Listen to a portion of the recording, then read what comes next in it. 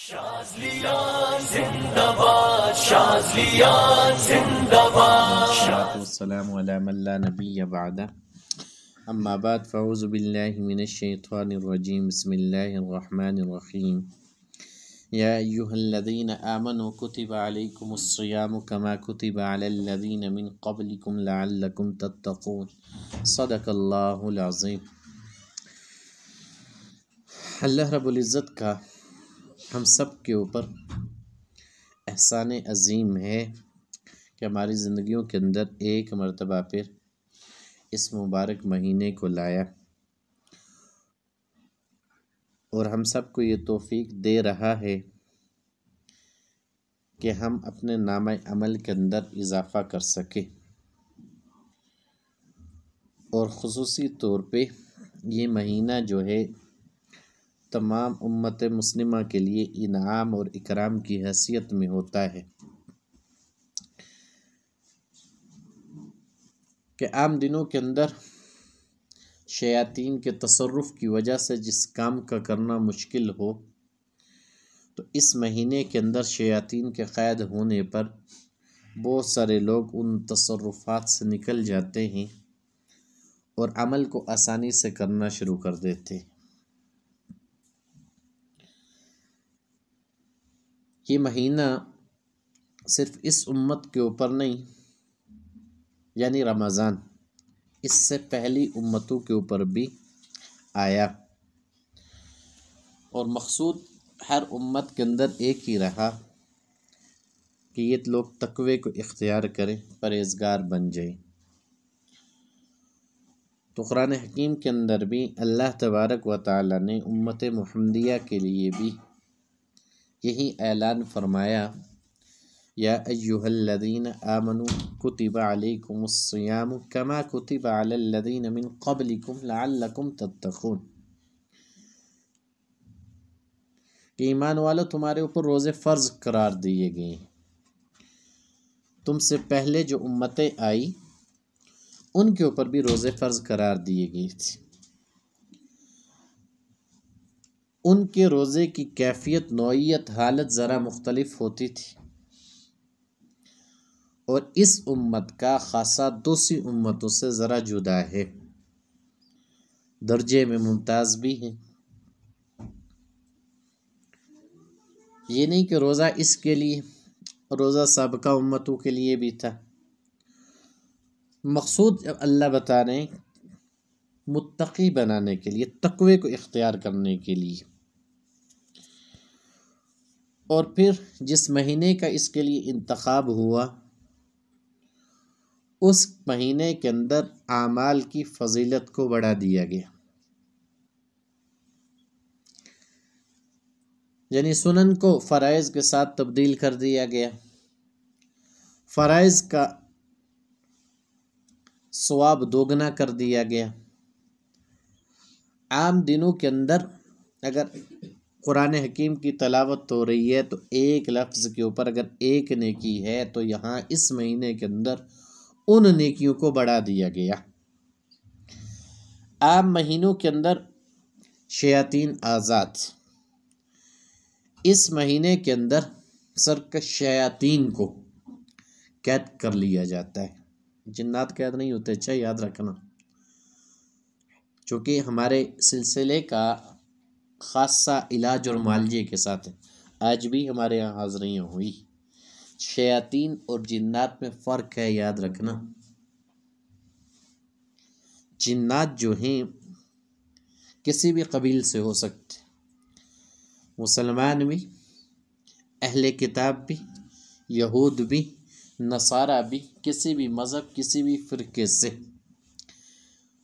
और वो नस्ल दर नस्ल चले आ रहे होते, यानी उनके कबाइल मौजूद होते। चलो इसके ऊपर तफसीली बहस है, वो फिर किसी दिन करेंगे। फ़िलहाल इतना काफ़ी है। इसलिए इस महीने के अंदर जिन्नात कैद नहीं होते, शयातीन कैद होते।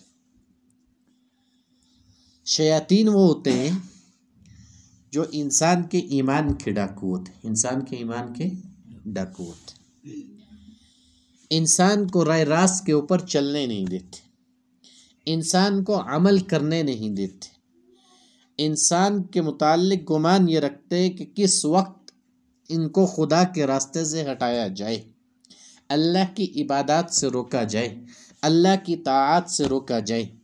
ये उनका मिशन और मकसद होता है कि कैसे इनके दरमियान लड़ाई डाली जाए, मियाँ बीवी के दरमियान फूट डाल दी जाए, घरों को तबाह बर्बाद कर दिया जाए। यानी जो अहकामात अल्लाह रब्बुल इज़्ज़त ने हज़रत इंसान के ज़िम्मे लगाए हैं उनसे इनको रोका जाए। और इसके बरअक्स जो जिन्नात होते हैं बसा औक़ात इनमें काफिर भी होते और बाज़ किसी जादू के अवामिल की वजह से भी आते। अब इनकी वजह से लोगों के ऊपर मामलात आ जाते हैं और बाज़ औक़ात इंसान की अपनी कई ऐसी गलतियां होती हैं जिसकी वजह से वो उसके ऊपर असर अंदाज होते, जिसकी वजह से बहुत सारे मर्द भी, बहुत सारी औरतें भी, बहुत सारे बच्चे भी उस चीज़ का शिकार हो जाते। अगर इसकी छोटी सी मिसाल दूँ, एक दफ़ा हमारे साथ ये मामला बना, एक तालिब इल्म के ऊपर जिन्नात की हाज़िरी होनी शुरू, काफ़ी वो छोटी उम्र का था। अब उन्होंने बोलना शुरू किया तो कलमा भी पढ़ रहे थे, कुरान भी पढ़ रहे थे। भाई इसके ऊपर क्यों आए हो? कहा जी इसलिए आए, हम भी इस मदरसे के तालिब इल्म हैं। ये लाहौर में, उस पुरानी बात सुना रहा हूँ मदरसे की, हम भी इसी मदरसे के तालिब इल्म हैं, बस हमारी रिहाइश छत के ऊपर है।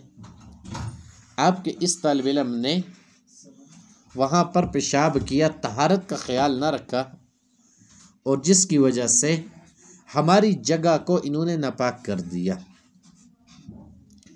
अब उसकी वजह से हमें वो गुस्सा था, इसलिए इनको पकड़ लिया ताकि आइंदा इसको इबरत हासिल हो जाए। तो खैर जब हमने उन्हें कहा कि आप हमारे पास ये अगर तालिब इल्म हैं तो इसको छोड़ दो, कहने लगे ठीक है उस्ताद जी छोड़ देते, हमें कलमा पढ़ाओ। अब मुझे उस वक्त बहुत पहले ये बात पता चली थी कि इनको अगर कलमा पढ़ाएंगे, मुसलमान होंगे, वजूद को छोड़ देते, चले जाते। यानी उस वक्त तक मुझे इस फील्ड के अंदर वो महारत हासिल नहीं थी। गो के कुछ वज़ाइफ मौजूद थे, एक हद तक इलाज मालजे का तरीका पता था, लेकिन उससे ज़्यादा नहीं। खैर जब उनको कलमा पढ़ाया तो उन्होंने उनको बच्चे को छोड़ दिया, आज़ादी मिल गई उसको। तो इस महीने के अंदर अल्लाह रब्बुल इज़्ज़त जो है आसमान के दरवाज़ों को खोल देता है, शयातीन को जकड़ लिया जाता है और जहन्नुम के दरवाज़ों को बंद कर दिया जाता है। अब यहाँ अल्लाह रब्बुल इज़्ज़त ये चाह रहा होता है कि ये मेरा बंदा अपनी ज़िंदगी के अंदर अमल करे और ऐसा अमल करे जिसकी वजह से ये मुत्तकी बन जाए, तकवे को इख्तियार करे। अब तसव्वुफ़ के ऊपर, सुलूक के रास्ते के ऊपर जब सूफियाए कराम चलाते हैं, याद रखना उनका भी मकसूद यही होता है कि ये इंसान तकवे को इख्तियार करे शरीयत के ऊपर चलते हुए। अब देखो रोज़ा भी हर ज़ी अक़ल के ऊपर फ़र्ज़ है, बालिग के ऊपर, मुसलमान के ऊपर। अब जो इसका इनकार करेगा, जैसे कोई नमाज की फ़र्ज़ियत का इनकार कर दे तो वो कुफ़र में चला जाता है, रोज़े की फ़र्ज़ियत का कोई इनकार कर दे तो वो भी कुफ़र के अंदर चला जाता है। तो ये ख़ास महीना अल्लाह रब्बुल इज़्ज़त की तरफ से मोमिनों के ऊपर इनाम और इकराम की हैसियत के अंदर कि वो इसके अंदर अपने अमल को करते जाएं। जो रास्ते में रुकावट बड़ी शयातीन की तरफ से थी, अल्लाह तबारक व तआला की तरफ से उनको जकड़ दिया गया। 3 अशरों के अंदर इसको तकसीम किया गया। अब जब हम सुलूक के ऊपर चलाते हैं, हम ये कहते हैं कि यार अल्लाह ने इसके अंदर वो रहमत रखी हुई है, अल्लाह ने इसके अंदर वो नूरानियत रखी हुई है, अल्लाह ने इसके अंदर वो चीज़ रखी हुई है। जब इंसान उसको इख्तियार करता है तो राह तकवा को इख्तियार करते हुए शरीयत के ऊपर अपनी ज़ात को चलाना शुरू कर देता है। अब यहाँ रोज़ा खालिसतन अल्लाह तबारक व तआला ने हज़रत इंसान के लिए रखा हुआ है। अगर कोई गुनाह करता उनसे बाज आ जाए, अगर कोई राय रास के ऊपर नहीं है, इस अमल को करे, इस अमल को करने की वजह से राय रास्त के ऊपर आ जाएगा। अगर किसी इंसान के वजूद के अंदर सब्र का मादा नहीं है तो रोज़े को रखना शुरू कर दे, अल्लाह तबारक व तआला इसकी बरकत से उसको सब्र सिखा देगा, जल्दबाजी उसके अंदर से ख़त्म हो जाएगी। अगर किसी की ज़ुबान के अल्फाज ऐसे आते हैं जो किसी की दिल आज़ारी का बायस बनते हैं या उसकी ज़ुबान उसके कंट्रोल में नहीं होती, तो वाहिद रोज़े की वो कैफियत है जो उसकी ज़ुबान को कंट्रोल करवा सकती है। वाहिद रोज़े की वो कैफियत है जो उसकी ज़ुबान के अंदर सब्र का मादा ला सकती है। तो अल्लाह तबारक व तआला यहाँ ख़ुद हज़रत इंसान की तरबियत फरमा रहे हैं और सूफिया कराम भी यही तरबियत करते हैं कि इंसान मुत्तकी बने।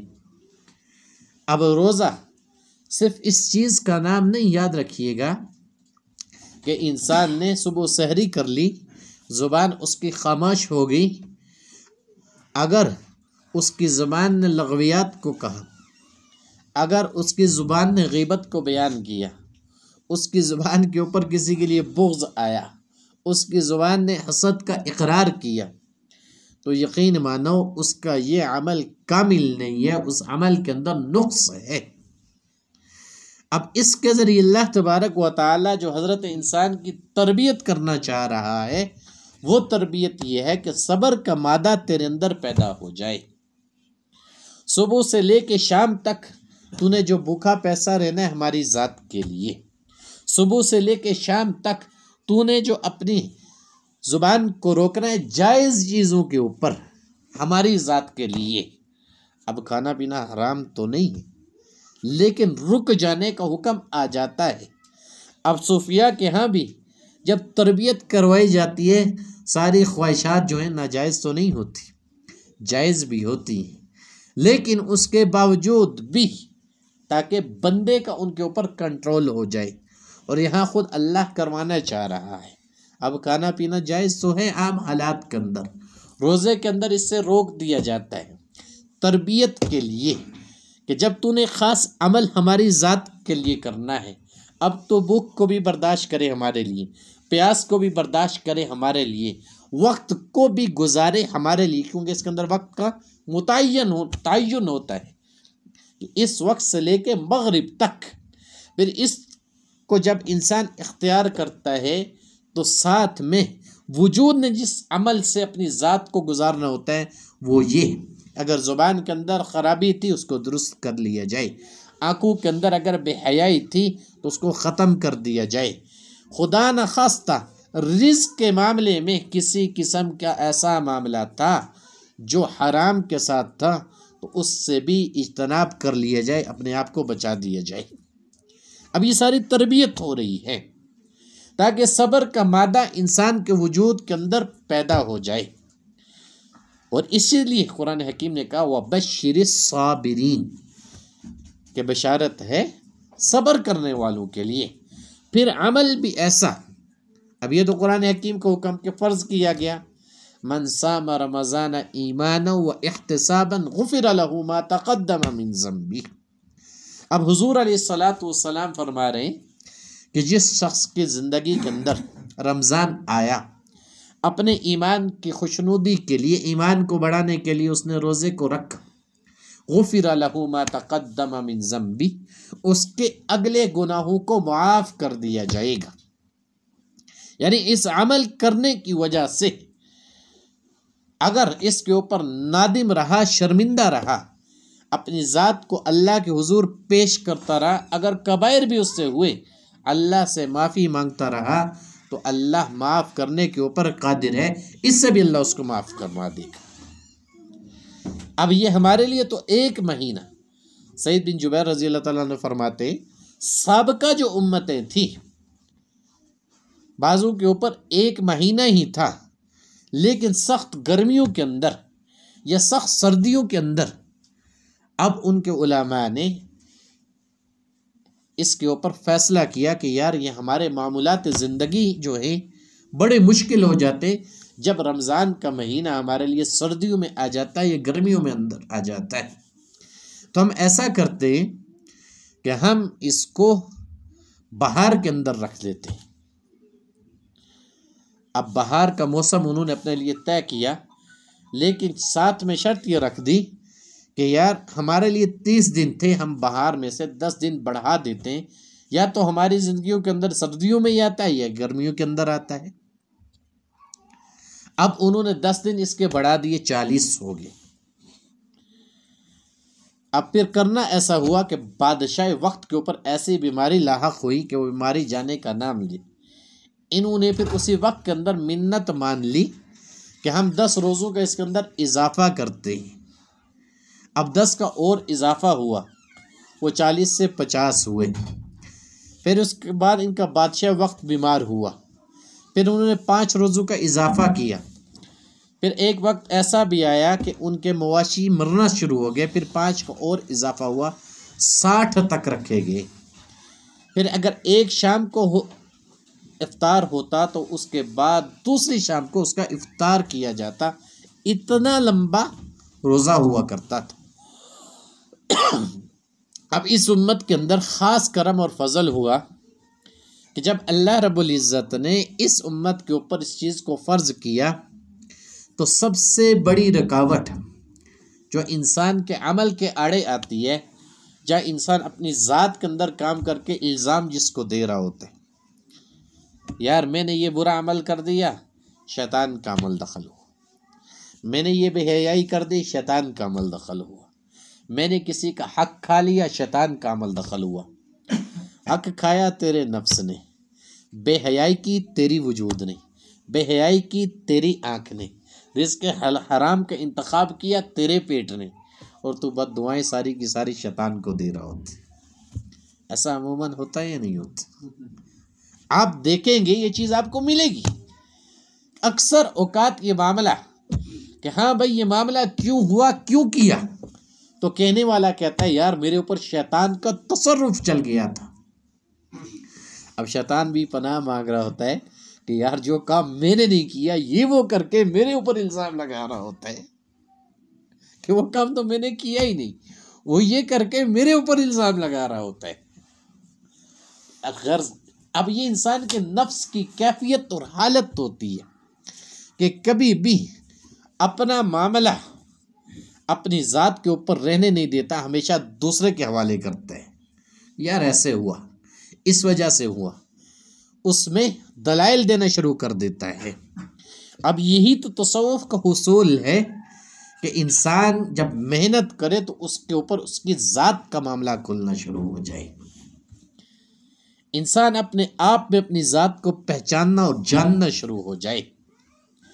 जब ये सिफत इंसान के अंदर पैदा होती है, फिर उसको समझ में आती है कुरान हकीम में जो अल्लाह कहता है इहदिना सिरातल मुस्तकीम, कि अल्लाह हमें चला सीधे रास्ते के ऊपर। तलबगार हर एक होता है कि जिसके सीने के अंदर अल्लाह ने ईमान के ज़र्रात रख दिए, कोई इंसान इससे पीछे नहीं रहता कि यार मैं सीधे रास्ते के ऊपर न चलूं, अपनी ज़ात को न चलाऊं। जब अमल के मैदान में अपनी ज़ात को लेके आता है, फिर उसको पता चलता है कि सिरात मुस्तकीम का माना क्या है। ठीक है, बहुत बड़ा अमल नहीं कि फ़ौरन से पहले आप तहज्जुद गुजार बन जाओगे। ऐसा नहीं होगा कि आप छोटा सा अमल करो और आपका दर्जा और मकाम कहीं बड़े बुजुर्गों जैसा, शेख अब्दुल कादिर जिलानी रहमतुल्लाह अलैह जैसा हो जाएगा। ऐसा नहीं। पहले वो अमल आपको अपनी ज़ात के अंदर गुजारेगा, और जब इंसान अपनी ज़ात में गुजरना शुरू होता है, फिर उसको अपने मामले की समझ आने शुरू होती है कि हाँ आया मेरा कलाम ठीक हो रहा है या नहीं हो रहा। इसलिए बता रहा हूँ, रोज़े का मकसूद भी करीब करीब इसके है। रोज़े के अंदर भी अल्लाह चाहता है कि इसके अंदर सब्र पैदा हो जाए। रोज़े के अंदर भी अल्लाह चाहता है कि ये मुत्तकी बन जाए। और सलूक के ऊपर चलाने वाले जो हजरात होते हैं, उनका भी मतलूब और मकसूद ये होता है कि यार ये तक़वे को इख्तियार कर लें, ये उस राह के ऊपर अपना चलाएं। यही बारहा आपको सामने बयान भी किया, या अय्युहल्लज़ीना आमनुत्तक़ुल्लाह व कूनू मअस सादिक़ीन, कि ईमान वालों तक़वे को इख्तियार करो। और यहाँ अल्लाह कह रहा है या अय्युहल्लज़ीना आमनू कुतिबा अलैकुमुस्सियामु कमा कुतिबा अलल्लज़ीना मिन क़ब्लिकुम लअल्लकुम तत्तक़ून, ताकि मकसूद ये है तुम मुत्तकी बन जाओ, तक़वे को इख्तियार करो। रोज़ा तुम्हें इसलिए रखवाया जा रहा है तुम सब्र करने को सीख लो, अल्लाह के लिए भूख प्यास बर्दाश्त कर लो, अपनी ज़ुबान के ऊपर लगवियात को ना लेके आओ, किसी को गाली ना दो, किसी को बुरा भला ना कहो, अपनी आंखों के अंदर हया को लेके आओ। क्यों? जो बात पहले कही थी, वो जो बड़ा दुश्मन था जिसके ऊपर इंसान इल्ज़ाम लगाता है, अल्लाह के नबी सल्लल्लाहु अलैहि वसल्लम ने फरमाया उसको तो कैद कर लिया जाता है, वो तो अल्लाह की गिरफ्त में आ जाता है, जन्नत से रहमत मुतवज्जो होना शुरू हो जाती है। 3 अशरा बयान फरमाए ना, पहला रहमत का, दूसरा मग़फ़िरत का, और तीसरा जहन्नुम से खुलासी का, कि वो रहमत आप तक पहुंचना शुरू हो जाए, वो रहमत आपको मिलना शुरू हो जाए। और रहमत का हुसूल जब बंदे को होता है तो उसके कदम हमेशा सीधी राह के ऊपर ही पड़ते हैं। फिर वो अपने अमल को अल्लाह की ज़ात के लिए ख़ास करता जाता है। जिस अमल की कोताही उसके अंदर मौजूद हो उसको वो दूर कर लेता है। और फिर सारे का सारा अल्लाह रब्बुल इज़्ज़त ने इसके ख़वास के अंदर रखा हुआ है। और कुरान हकीम के साथ जब इंसान का जोड़ पैदा होता है तो वो बरक़ात और रहमत का हुसूल इसको होता है। जो कि इलाज मालजे के ऊपर भी हम जब आते हैं, ज़िक्रुल्लाह के साथ जब इंसान की मुनासबत कहते हैं, उसको कहते हैं कि यार अल्लाह ने इसके अंदर शिफा रखी है, और उसी अल्लाह ने इस कुरान हकीम के अंदर वो रहमत रखी है जो मुमिनीन तक पहुँचती है। व नुनज़्ज़िलु मिनल क़ुरआनि मा हुवा फ़ीही शिफ़ाउ व रहमतुल लिल मुमिनीन। अब यहाँ अल्लाह कह रहा है कि जो पहला अशरा तुम पाओगे उसके अंदर तुम रहमत का हुसूल करोगे। अब वो रहमत का हुसूल तुम सब्र करके करो रोज़े के ऊपर, वो रहमत का हुसूल तुम कुरान हकीम की तलावत करके करो, वो रहमत का हुसूल तुम गुनाहों के ऊपर ताइब होके करो, वो रहमत का हुसूल तुम नबी अलैहिस्सलातु वस्सलाम के ऊपर दुरूद पढ़ के हासिल करो, वो तुम्हें मिलेगी, ज़रूर मिलेगी। अब हाँ, यहाँ एक थोड़ा सा मामला बढ़ के होता है सूफिया के यहाँ। मैंने पहले भी आपको बताया, चूँकि वो आइनुल यकीन के ऊपर चल रहे होते, बाज़ों के ऊपर वो कैफियत अल्लाह ज़ाहिर करवा देता है जिसके अंदर वो उनका मुशाहिदा भी कर लेते हैं। क्यों? कि जो दिल ही अल्लाह के लिए ख़ास कर रहा हो, जो नफ्स ही अल्लाह के लिए बना रहा हो, वो तो अल्लाह के कुर्ब में चला जाता है। जब जो अल्लाह के कुर्ब की तरफ बढ़ जाता है तो सवाल ही नहीं पैदा होता फिर अल्लाह उस बंदे को उस कुर्ब के नज़ारे न करवाए। बहैसियत उसके ईमान की, जितना उसके अंदर मौजूद होता है, जितनी अल्लाह चाहता है इसके लिए ज़रूरी है, क्योंकि ईमान इस चीज़ का तकाजा करता है। मैं शायद पहले भी आपको बता चुका हूँ। यहाँ तक नहीं, अम्बिया को सबसे ज़्यादा कुर्ब मिला तो उन्होंने भी ख्वाहिश का इजहार किया था। मूसा अलैहिस्सलातु वस्सलाम ने किया था या ना किया था? अल्लाह अपना आप मुझे दिखा ना। तो कुर्ब का तकाजा ये होता है, जो अल्लाह का कुर्ब पाने के लिए बंदा आगे चलता है तो उसके अंदर ये कैफियत पैदा होती है, या तो अल्लाह मुझे अपने हबीब का दीदार कराए या अपने कुर्ब के नज़ारे करवाए। ठीक, क्योंकि हुजूर कासिम है, हुजूर से सारा मुनक़सिम हो रहा है, हुजूर से सारा तक़सीम हो रहा है, और दर हुजूर का है अल्लाह को पाने के लिए कि इस दर से जो गुजर के आएगा तब उसका दरवाज़ा इसके लिए खुलेगा, वो जो रहमत का हुसूल इसको होगा। क्योंकि ज़ाब्ता कायदा कुली और कानून यही है कि उस दर का दरवाज़ा खुलवाने के लिए कि वो जो रहमत का ज़ुहूर इंसान के ऊपर हो तो हुजूर के दर को अपनाना पड़ेगा, हुजूर के दर को इख्तियार करना पड़ेगा। वहाँ से हासिल करने के लिए। तो बसा औकात यहाँ पर चलते हुए, चूँकि इंसान की नीयत शुरू से यही होती है कि मैंने तकवे को इख्तियार करना है अल्लाह रसूल का कुर्ब पाने के लिए, तो बहुत सारी चीज़ों का मुशाहिदा उसको करवा दिया जाता है। मेरी बात नहीं, सहाबी गुजर रहे, हुजूर अलैहिस्सलाम सवाल करते हैं, तेरी सुबह कैसे गुजरी, तेरी सुबह कैसे गुजरी। सहाबी कहने लगे, या रसूलुल्लाह सल्लल्लाहु अलैहि वसल्लम ईमान की हालत में गुजरी। अब हुजूर फरमाने लगे, तेरी सुबह ईमान की हालत में गुजरी, अपने ईमान की दलील को दे सकते हो? कहा, या रसूलुल्लाह दे सकता।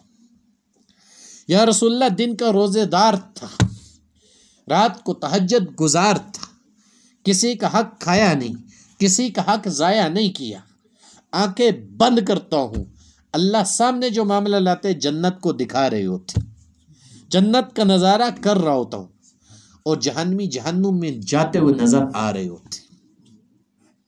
अब ईमान की दलील मांगी जा रही है, मांग भी हुजूर रहे, अपने सहाबी से तरबियत भी हुजूर ने की। जब अमल के मैदान में सहाबी अपने आप को खड़ा करते हैं तो अल्लाह मुशाहिदा किस चीज़ का करवा रहे हैं, याद रखना। सहाबी से दलील मांगी जा रही है और हुजूर दलील दे रहे हैं कि अपने अमाल से फारिग होता हूँ, जन्नतियों को जन्नत के अंदर जाते हुए देख रहा हूँ, और जहन्नमी मुझे जहन्नुम के अंदर जलते हुए नज़र आ रहे हैं। तो हुजूर ने फरमाया, तूने अपने ईमान की दलील को पा लिया, तूने अपने ईमान की दलील को पा लिया, इसके ऊपर कायम रहना। अब यही वो रास्ता है जहाँ जब इंसान को मुशाहिदा होता है ऐनुल यकीन, तो ऐसी आग के साथ और वो कैफियत इसके ऊपर आ जाती है कि आम इंसान उसका तसव्वुर भी नहीं कर सकता। जो दिल के ऊपर ज़रबे लगा रहा होता है, इस दिल को जो अल्लाह रसूल के कुर्ब की तरफ लेके जा रहा होता है, इस दिल को जो अल्लाह रसूल के साथ जोड़ रहा था, उस जोड़ने की बरकत की वजह से वो जो रहमत को हुसूल के लिए ये मेहनत कर रहा होता है, वो रहमत जब इसके दिल के ऊपर आती है, जब इसको शरह सदर करवाती है, तो फिर अल्लाह ताला उसी बंद आँखों से इसको मुशाहिदा भी करवा देता है। रहता तो यह है, नज़ारा वहाँ जन्नत का कर रहा होता है। रहता तो यहाँ है, आवाज़ इसको वहाँ की सुनाई दे रही होती है, जो तस्बीहात यहाँ कर रहे होते हैं, मुआज़नत इसकी वहाँ करवाई जा रही होती है। क्यों कि अपनी ज़ात को तकवे के रास्ते के ऊपर जो चला रहा होता है, अपनी ज़ात के अंदर जो तकवे को इख्तियार करना चाह रहा होता है, उधर अल्लाह भी कह रहा होता है, तुम्हारे रोज़ा रखने का मकसद ही यही है कि तुम तकवे को इख्तियार करो, तुम तकवे को इख्तियार करो। अल्हम्दुलिल्लाह सुम्मा अल्हम्दुलिल्लाह, पूरा साल जिस चीज़ के ऊपर हमारे यहाँ मेहनत करवाई जाती है, वो मेहनत ही यही है कि तुम मेहनत करो अल्लाह के लिए, ताकि तुम मुत्तकी बन जाओ, तुम तकवे को सीख जाओ, अपनी ज़बान को पाक कर लो, अपनी निगाहों को साफ कर लो, अपने ख्यालों को पाक साफ कर लो, अपने दिल को अल्लाह अल्लाह से आबाद कर लो, और अपने नफ्स के ऊपर तुम सब्र करना सीख जाओ। और यहाँ तो अल्लाह हलाल चीज़ों के ऊपर भी सब्र करवा के सिखा रहा होता है, तरबियत करवा रहा होता है ख़ुद इस महीने के अंदर। और पूरा साल जिस चीज़ के ऊपर हम लोगों को दावत दे रहे होते, रुजू इल्लाह करवाने के लिए। अब वो तो जिसने इससे फ़ायदा उठाया, इस महीने के लिए ख़ास करके कहा गया, वो तो कामयाब होगा, और जिसने ना उठाया वो तो नुकसान उठाएगा। मेरी बात नहीं, हदीस मुबारक आपने उलमा हज़रात से सुनी होगी, हुज़ूर अलैहिस्सलातु वस्सलाम मिंबर की सीढ़ी के ऊपर कदम रख रहे, फरमा रहे आमीन, सहाबा बैठे हुए देख रहे मंजर को, दूसरी के ऊपर कदम रखा, फरमाया आमीन, फिर तीसरी के ऊपर कदम रखा, फरमाया आमीन। और जब भी कोई अमल ऐसा हुजूर करते थे जो सहाबा के इल्म में ना होता, हमेशा उसके ऊपर सवाल किया करते थे, या उनके सवाल करने से पहले हुजूर अलैहिस्सलातु वस्सलाम उस चीज़ का जवाब दिया करते थे। सहाबी कहने लगे, या रसूलल्लाह अजीब तर्ज अमल है, कदम भी रख रहे थे, आमीन भी कहते जा रहे थे। तो कहने लगे तुम्हें पता है क्या हुआ था? सहाबा एक जुमला कहा करते थे, वो जुमला ये होता था, अल्लाह और अल्लाह का रसूल बेहतर जानते। हुजूर की मौजूदगी के अंदर जब भी कोई मामला पेश आता तो हुजूर जब उनसे पूछा करते तुम्हें पता क्या हुआ था, ये क्यों हुआ, कैसे हुआ, तो सहाबा अक्सर ये जवाब दिया करते थे, अल्लाह जाने और उसका रसूल जाने। तो फरमाया जिब्रील अमीन आए, वो दुआ कर रहे थे और उनकी दुआ के ऊपर मैं मोहम्मद आमीन कह रहा था।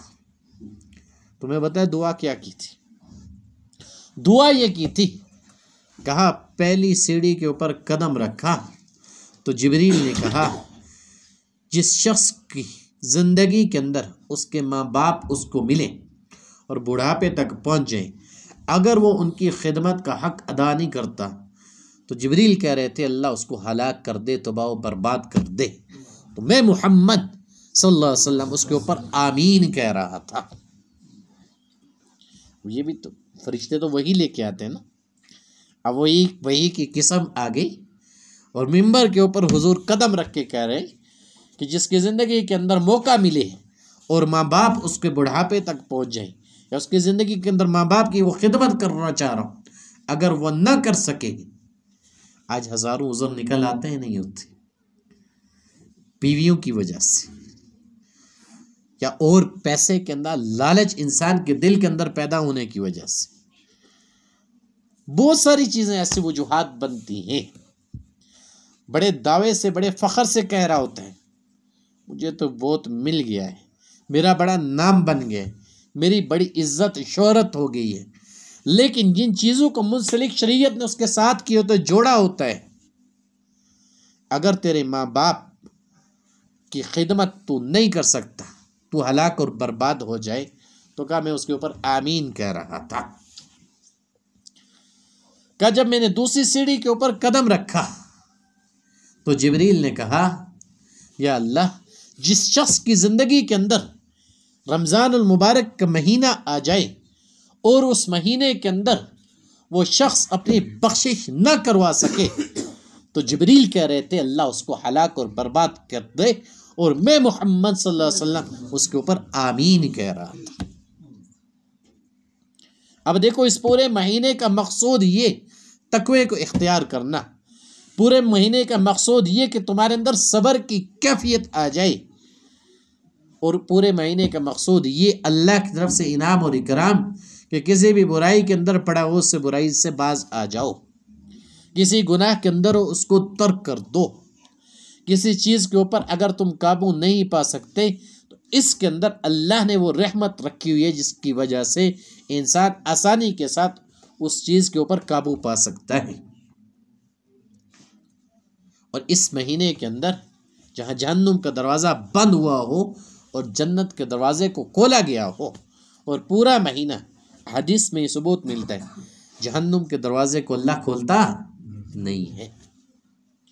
अब उसकी ज़िंदगी के अंदर ये महीना आ गया और अगर अल्लाह से अपने नामा आमाल के अंदर वो न लिखवा सका कि अल्लाह ने मुझे जहन्नुम से खुलासी दे दी, अल्लाह ने मुझे माफ़ कर दिया, अगर न लिखवा सका तो हुजूर ने फरमाया, जिब्रील ने कहा कि वो इंसान तबाह बर्बाद हो, तो मैंने उसके ऊपर कहा आमीन।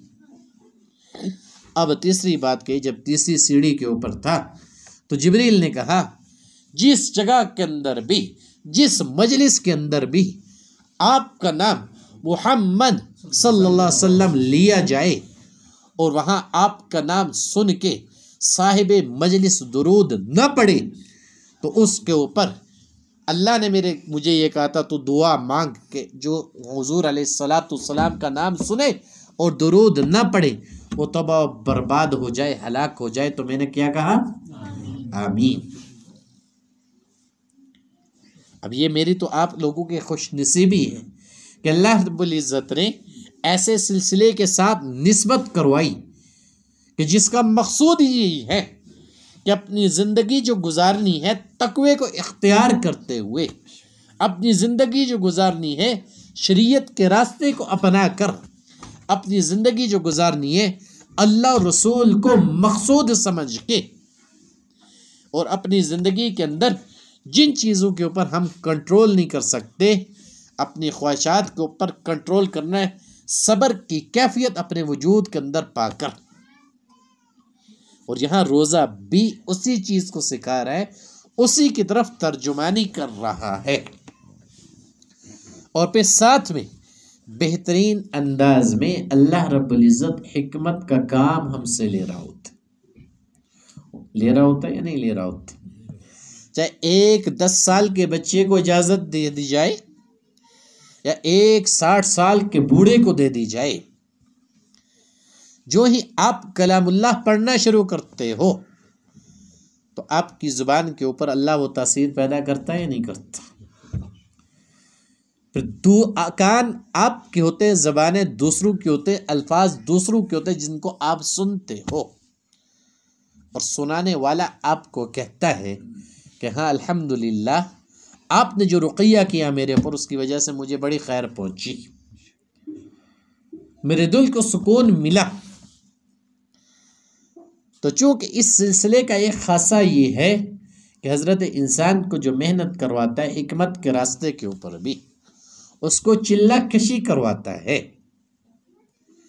और ये याद रखना, इंसान मुखलिस वही होता है जहाँ से जो उसको मिले उसका इकरार करे, इनकार न करे।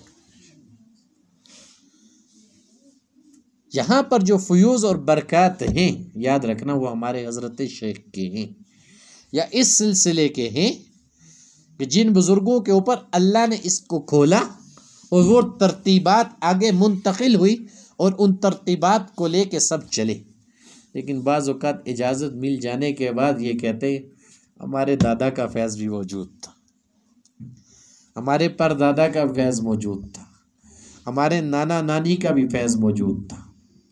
भाई अगर दादा परदादा नाना नानी का होता वो तुझे डायरेक्ट दे देते, तुझे इस सिलसिले के साथ न जोड़ते।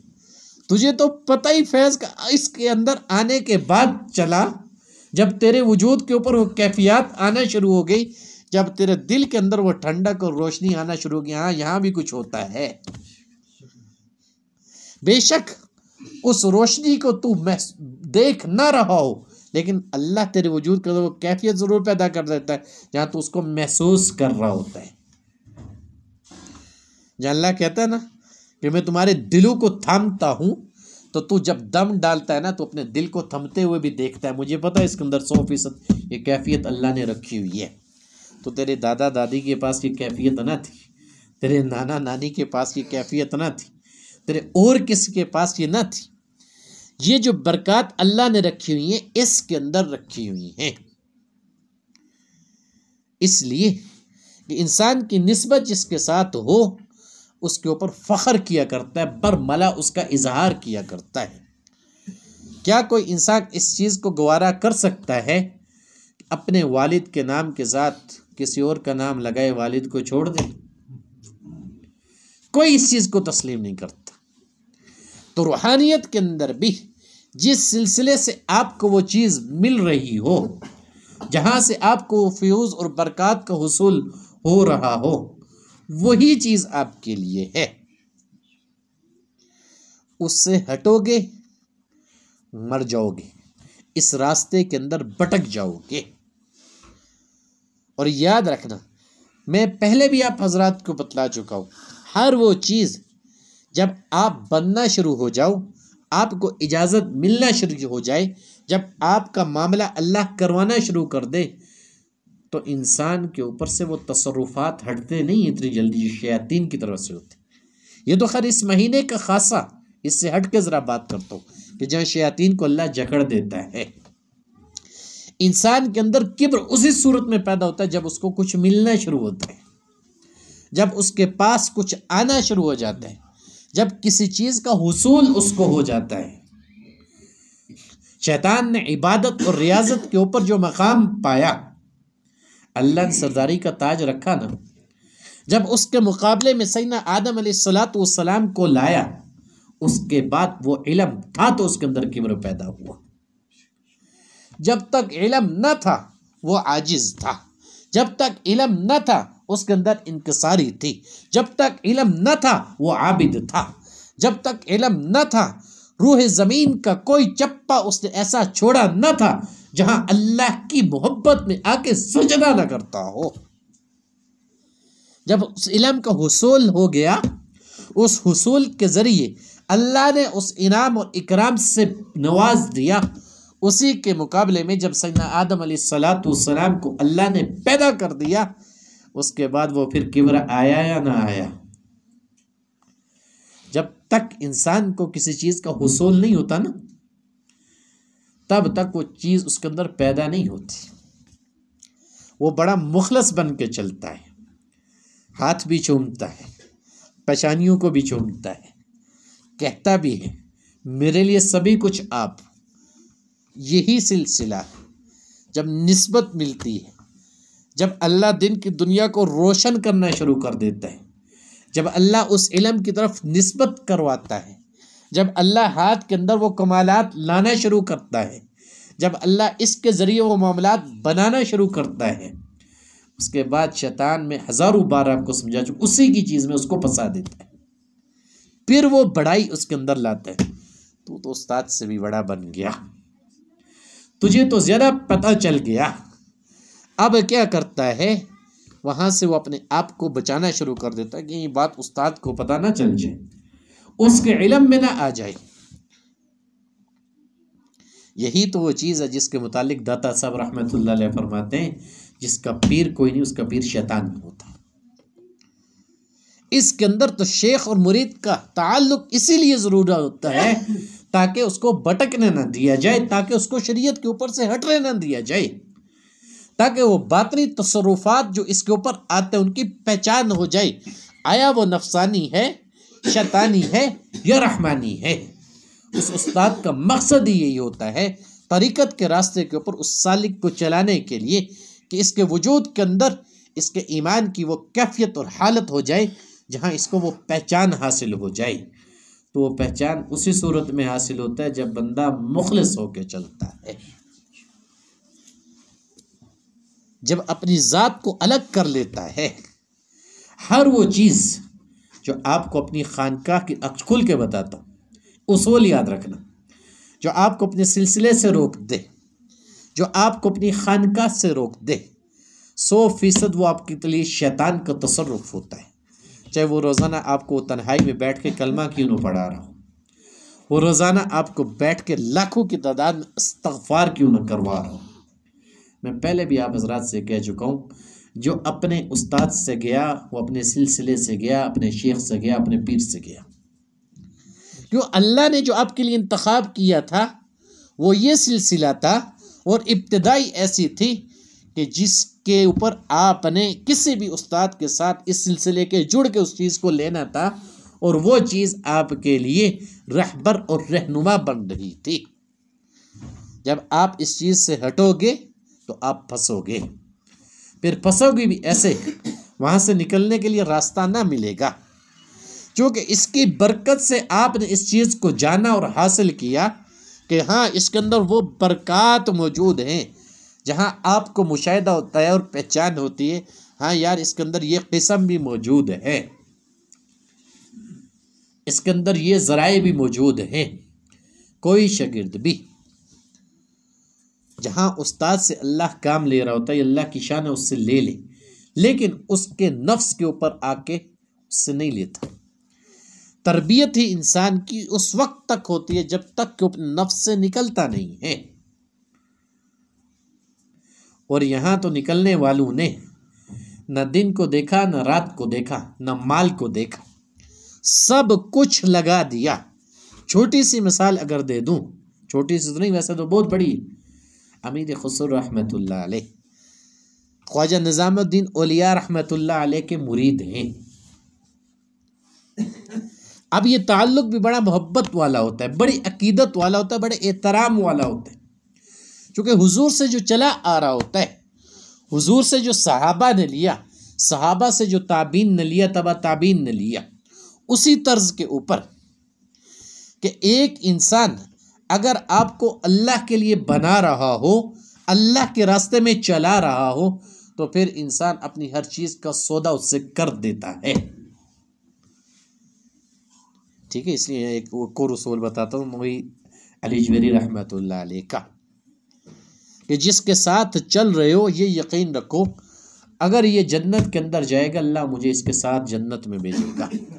अगर खुदा न खास्ता किसी अमल बद की वजह से अल्लाह ने इसके नामा अमल के अंदर जहन्नमी लिख दिया तो इससे पहले अल्लाह मुझे जहन्नुम में डालेगा। ये तो बातिन का मामला है ना, नियतों के अहवाल अल्लाह जानता है।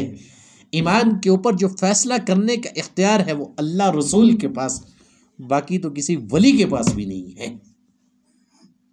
तो खैर बात कर रहा था, इधर ख्वाजा निज़ामुद्दीन औलिया रहमतुल्लाह अलैह के मुरीद हैं अमीर खुसरो रहमतुल्लाह अलैह।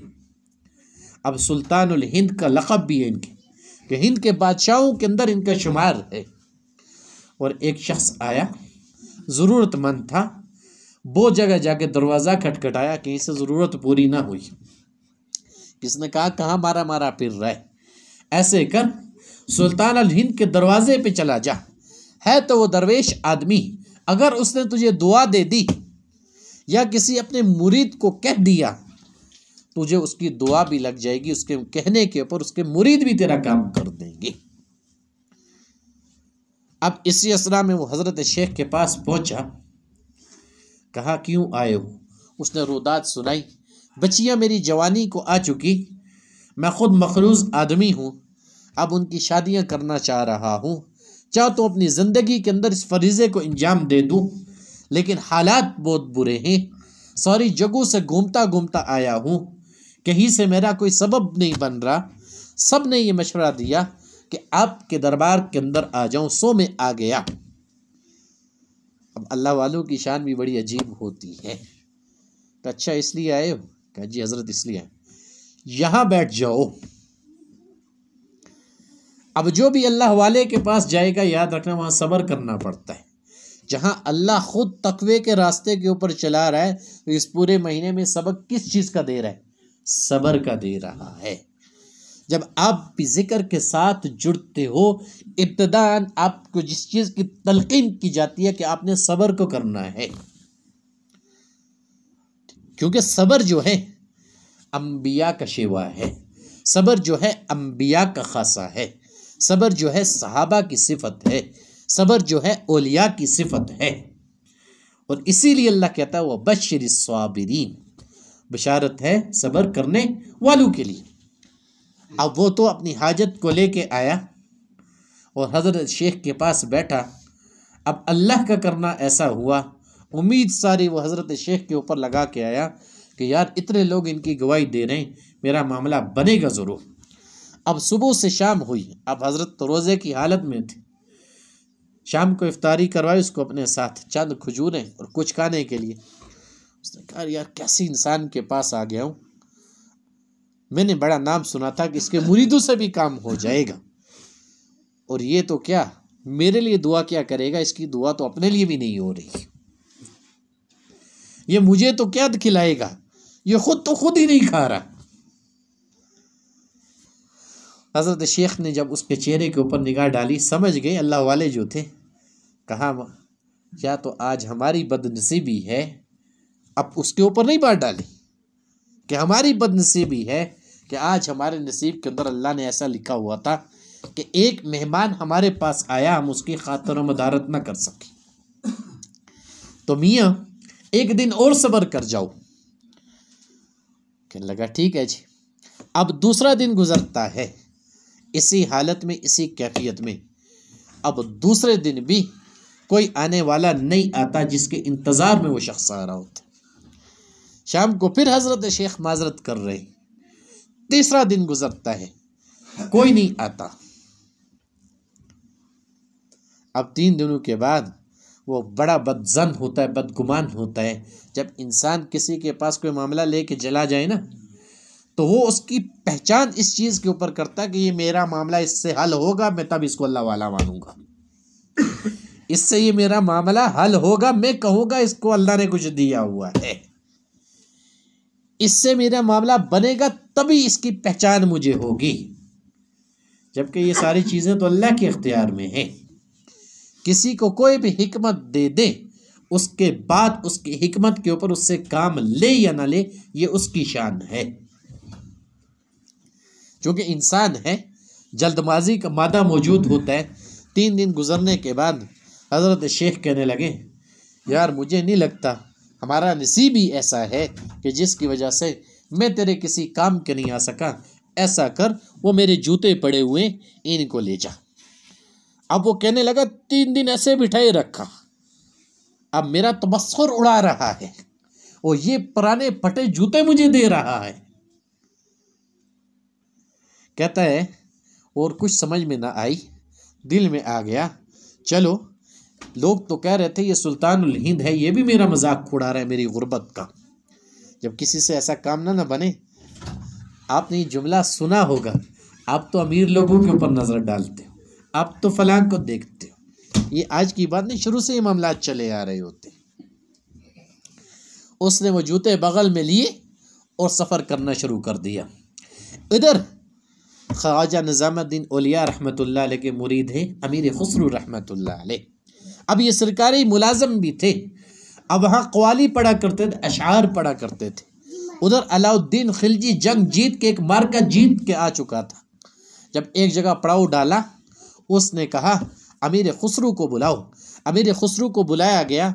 आपको पता, उस ज़माने के अंदर जंग के अंदर जब जंग जीती जाती थी तो उस वक्त जो शुआरा होते थे अपना कलाम पेश किया करते थे। अल्लाह ने हमें इस तरीके के ऊपर फतह दी, इसके अंदर फला फला ने ये बहादुरी दिखाई, तो हज़रत शेख ने वो कसीदा वहाँ पढ़ा जिसके ऊपर वो जंग जीत के आया वो था कमांडर। उसने 2 लाख उस वक्त के कोई सिक्के थे उनको हदिया कर दी खुशी के अंदर, ये मेरी तरफ से है। अब चलो हम सफ़र करते। अलाउद्दीन खिलजी के साथ अमीर खुसरू रहमतुल्लाह ने सफ़र किया और वो शख्स सफ़र करते करते एक सहराए के अंदर ठहरा। पुराने वक्तों के अंदर सहरा हुआ करते थे, सराय जहाँ लोग ठहरा करते थे, उस सराय के अंदर वो ठहरा।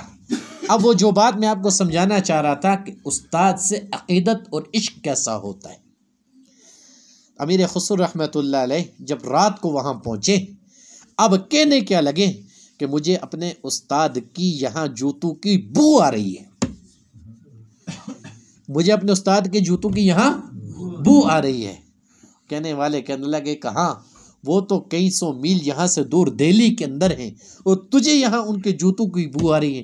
कहा नहीं, खुसरू ने अपने शेख की बड़ी खिदमत की है, अकीदत इस कदर है कि अपने शेख के जूतों की जो बदबू है उनको भी पहचानता है। फिर कहने वालों ने कहा, नहीं खुसरू ऐसा नहीं है। कहा ऐसा है। अब जो जो करीब होते गए बेचैनी बढ़ती गई और उस कमरे तक जा पहुँचे जहाँ अपने शेख के जूते पड़े देखे। कहा मैंने तुम्हें ना कहा था, ये देखो ये जूते। अब शोर शराबा बढ़ा, वो शख्स बेदार हुआ और बाहर आके निकला। कहा क्या बात है? कहा ये जूते किसके पास है? कहा मेरे पास है। कहा ये जूते मुझे दोगे? उसने कहा 3 दिन तक तो मैं एक बुजुर्ग के पास रहा, उसने मेरा तबस्सुर उड़ाने के लिए मुझे ये जूते दे दिए। अब एक और आ रहा है, बज़ाहिर शाही लिबास ज़ेब तन किया हुआ है, क्या तू भी मुझसे मजाक करने के लिए आया है? जैसे उस बुजुर्ग ने किया जिसको लोग अल्लाह वाले कहते, उसको लोग कहते इतना बड़ा अल्लाह वाला है। कहा नहीं, मैं तेरे साथ कोई मजाक नहीं कर रहा हूं। अच्छा मैं ये खरीदना चाहता हूं। किसके बस खरीदेगा? कहा देख मेरे पास 2 लाख सिक्के पड़े हुए हैं। कितने? उस वक्त के 2 लाख अशरफिया समझ लो, ये पड़ी हुई, ये सारे के सारे ले ले। उसने कहा यार उस बुजुर्ग ने मेरे साथ मजाक किया, तू भी तो मेरा मजाक नहीं उड़ा। उसने कहा अल्लाह की कसम तेरा मजाक नहीं उड़ा रहा हूं, ये 2 लाख मेरे शेख के जूतों के ऊपर कुर्बान। उसने कहा अच्छा जल्दी जल्दी इन आदमियों को गवाह बना और कह के तूने मुझे ये दे दिया, मैं जूते तुझे देता हूँ। कहा देता हूँ। आदमियों को बना। कहता अच्छा ऐसे नहीं, मैं देख रहा हूँ तेरे साथ तो सरकारी प्रोटोकॉल है, तो मुझे प्रोटोकॉल भी देगा जो इस रकम को मेरे घर तक पहुँचाएगा। कहा ठीक है, मुझे तेरी ये शर्त भी मंजूर है, तू ये जूते मेरे हवाले कर। जूते हवाले किए और वो सरकारी प्रोटोकॉल उसके हवाले किए, इसको घर तक छोड़ के आना। जब उस इंसान ने देखा ये तो सारी हकीकत वाज़े हो रही है, उसने कहा यार अपने शेख से मेरी तरफ से माफ़ी मांग लेना, और वाकई कि अल्लाह ने आपको सुल्तानुल हिंद बनाया है, और जिस जगह मुझे भेजा वो 100% हक थी कि उसका यकीन अल्लाह की ज़ात के ऊपर बढ़ के था, पर मेरे यकीन के अंदर कमी थी, इसकी वजह से अल्लाह ने इन मामलात को रोके हुए था। अब इससे बढ़ के बताता हूँ। अब जूते दे दिए, चले गए इधर। अब उन जूतों की वजह से उन जूतों को यूं लिया और पगड़ी के अंदर बांधा। ठीक, अमीर खुसरो रहमतुल्लाह अलैह ने अपने शेख के जूतों को अपनी पगड़ी के अंदर बांधा, और पगड़ी के अंदर बांधने के बाद हज़रत शेख के खानकाह के अंदर पहुँचे। हज़रत शेख अपने शागिर्दों को दर्स दे रहे, सलाम किया, वालेकुम, कहा खुसरो आ गए हो? कहा आ गया हूँ। कहा क्या किया हमारे लिए? कहा शेख आपके लिए आपके जूते खरीदे। कहा कितने में खरीदे? कहा 2 लाख में खरीदे। कहा तूने तो बड़ा सस्ता सौदा किया हमारे जूतों का। कहा हजरत अल्लाह की कसम उस वक्त खुसरू के पास यही 2 लाख थे, अगर खुसरू के वजन के बराबर भी माल होता तो इन जूतों के बदले में उनको कुर्बान कर देता। ये थी अकीदत अपने शेख के साथ, और बाकियों को समझाने के लिए था कि देखो जिसको अल्लाह मकाम देता है ना, उसको अल्लाह वो पहचान भी देता है। फिर वो ये नहीं देखता कि मेरे एक दफ़ा पढ़ने के ऊपर 2 लाख आ जाएगा और वो 2 लाख मेरे शेख के जूतों के बदले चला जाएगा। वो ये समझता कि ये 2 लाख जो आया है मेरे शेख की बरकत ही से आया है, अगर ना होती तो कहाँ से आता, कौन खुसरू को पहचानता। ये तो ख्वाजा निज़ामुद्दीन औलिया की नज़र थी कि जिसने खुसरू को बना दिया, जिसने खुसरू को ये मकाम दिला दिया। तो याद रखना हर ज़माने के अंदर ये चीज़ इसी तरह चलती हुई आती है। तो जो भी बनता है अपने उस्ताद के फैज़ से, अपने शेख के फैज़ से, जब उसके अंदर वो किब्र आना शुरू हो गया तो याद रखना वहाँ पर वो शैतान का तसर्रुफ चलना शुरू हो जाता है, जहाँ वो पहले ही दम के अंदर उस चीज़ को भूल जाता है कि इस चीज़ का हुसूल मुझे कहाँ से हुआ, मेरा बाप दादा मुझे क्यों ना दे के गया था। ये चीज़ सिलसिले के अंदर है, ये इमानत सारी इसके अंदर मौजूद है। इससे तुम बनोगे, संवरोगे और चलोगे। तो अल्लाह बनाएगा ज़रूर, यहाँ किसी को अल्लाह खाली नहीं रहने देता। हमारे हज़रत फरमाया करते हैं कि इसमें बहुत सारे ऐसे भी आएंगे जो मफाद परस्त होंगे, उनको भी उनका हिस्सा मिल जाएगा, लेकिन वो जो मकाम मकसूद है उस तक हर एक न पहुंच पाएगा। उसमें इखलास वाला पहुंचेगा, उसके अंदर वो पहुंचेगा जो बहुत सारी वो सुनेगा, उसके अंदर वो पहुंचेगा बहुत सारी चीज़ों को बर्दाश्त करेगा, उसके अंदर वो पहुंचेगा जिसके वजूद के अंदर सब्र का मादा पैदा हो जाएगा। और सब्र का मादा पता है कब इंसान के अंदर पैदा होता है? जब उसके मिजाज की मुखालफत में कोई बात की जाए, कोई मामला की जाए, और वो ये कहे कि मैं अल्लाह के लिए इसके ऊपर सब्र करता हूँ, बावजूद इसके ताकत रखने के, जवाब देने के वो जवाब ना देता हूँ अल्लाह के लिए, तब समझो उसके अंदर सब्र पैदा होना शुरू हो गया है। आज कोई गाली दे ना, देखता हूँ तुम उसके गिरबान को हाथ पहुँचाते हुए नहीं पहुँचाते, तुम एक के बदले 10 दोगे। आज तुम्हारे कोई हक को खाए ना, तुम कहोगे इससे इतना खाया मैं इससे डबल खाऊंगा। आज ये हमारी कैफियत और वजूद की हालत पहुंच चुकी है। तो बस अल्लाह के हुजूर दुआ यही है कि अल्लाह हमको इसके साथ मुख्तलिस रहने की तौफीक अता फरमाए। अल्लाह ताला हम सब के नेक अमलों की, साले अमलों की हिफाजत फरमाए, और बिलखुसूस जिस महीने में अल्लाह रब्बुल इज़्ज़त ने हमको पहुँचाया इसके अंदर हमें साले अमल की तौफीक अता फरमाए। इसकी बरकत से हम सब के सगीरा कबीरा गुनाहों को माफ़ फरमाए। जितने भी हमारे साले अमाल हो रहे हैं अपने दरबार में कबूल व मंजूर फरमाए। और जितना भी हमारा पढ़ने पढ़ाने का सवाब है तमाम अम्बिया कराम को पहुँचाए, बिलखुसूस नबी अलैहिस्सलातु वस्सलाम को पहुँचाए, तमाम सहाबाए कराम साहबियात हज़रात अहले बैत को पहुँचाए, तमाम ताबीन तबा ताबीन सल्फ़ सालिहीन बुज़ुर्गान दीन इस्लाम को पहुँचाए, बिलखुसूस सिलसिला नक्शबंदिया शाज़िलिया के बुज़ुर्गों को पहुँचाए। बिलखुसूस रमज़ान के मुबारक महीने में अल्लाह फ़लस्तीन के मुसलमानों की मदद फरमाए, अल्लाह उनकी गैबी मदद फरमाए, तमाम मुसलमानों को उनके हक़ में एक होने की तौफ़ीक अता फरमाए, अल्लाह तमाम मुसलमानों को हिदायत अता फरमाए, जितने बीमार हैं अल्लाह सबको शिफा याब फरमाए, जो बेरोज़गार अल्लाह सबको हक हलाल का रोज़गार अता फरमाए, जो बे औलाद अल्लाह सबको नेक सालिह औलाद अता फरमाए, और बिलखुसूस जितनी भी हमारी मेहनत इस सिलसिले के लिए और अल्लाह सबको अपने दरबार में कबूल मंजूर फरमाए, इस सिलसिले की जितनी भी खैरें हम सबको पहुँचाए, और जितने भी शुरूर अल्लाह उनसे हमारी हिफाजत फरमाए, हमारी खैरें सब तक पहुँचाए, हमारे शुरूर से अल्लाह सब की हिफाजत फरमाए, और बिलखुसूस की बरकत से अल्लाह हज़रत शेख के इल्म में, अमल में, उम्र में बरकत अता फरमाए, इस सिलसिले का फैज़ अल्लाह 400 आलम फैलाए। जितने भी हमारे साथ बच्चियाँ हैं, बच्चे हैं, मर्द हैं, बूढ़े औरतें चल रहे, सबको अपने दरबार में कबूल मंजूर फरमाए, और इसके फ़यूज़ और बरकत अल्लाह उन तक पहुँचाए, अल्लाह उनका शरह सदर फरमाए, अल्लाह सही मानों में दीन इस्लाम के ऊपर चलने की तौफ़ीक अता फरमाए, अल्लाह हम सब की मदद फरमाए, अल्लाह सबके साले अमाल को कबूल फरमाए।